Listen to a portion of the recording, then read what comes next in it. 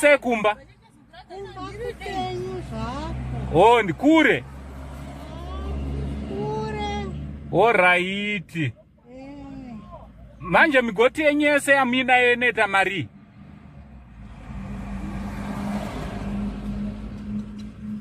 Chimai 50 cents.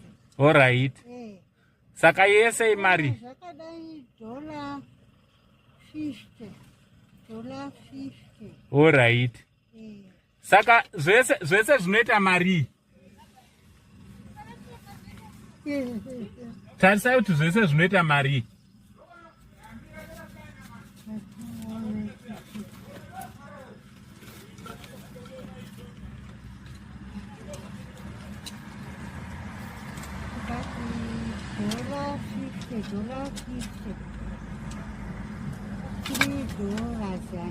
$3, Saka $4. $4. Alright, Gogo, zvandiroda kuita ka. Nhasi handichada kuti mutengese zvanhasi. Zvakwana handiti? Saka mari yamuri kuda kutsvaga ndeyechii? Ndinogara nevazukuru. Saka ndinenge ndichiti vawane chikafu. Oh, muri kungoda chikafu. Chikafu nemari yokuzoti vagoendawo kuchikoro. All right. Hapakanaka Gogo. So zvandiroda kuita ka.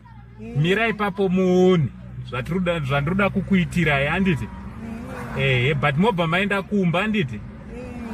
Zvanhasi zvakwana mumbonozorora muzotanga mangwana.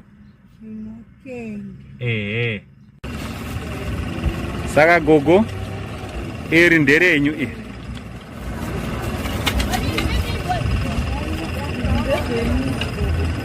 Mozorora panhasi Gogo. Para zvikuru. Haiwa ndinotenga.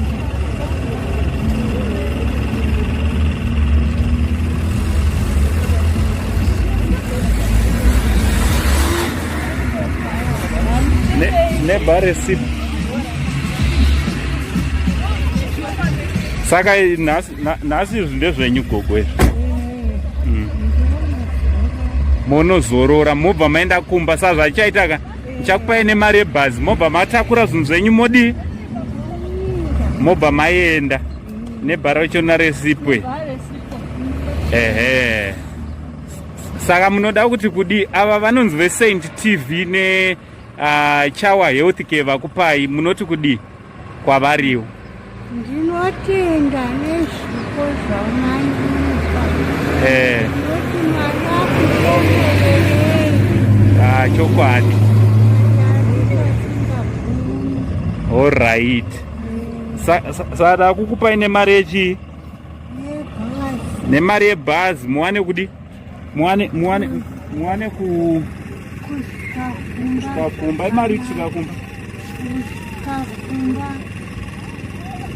Right. Oi. Chande munokwira apo kudi mobva maenda kumba. Batai pasoro zenyu. Anokwira pamhiri perodha.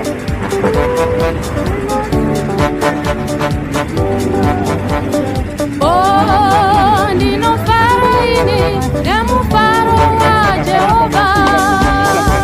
Oh, ndinotamba ini nemufaro waJehovha.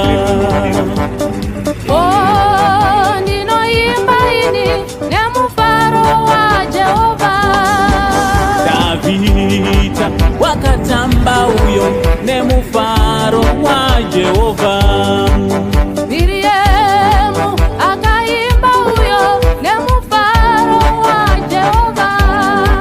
Kana neni ndototamba ini nemufaro waJehovha.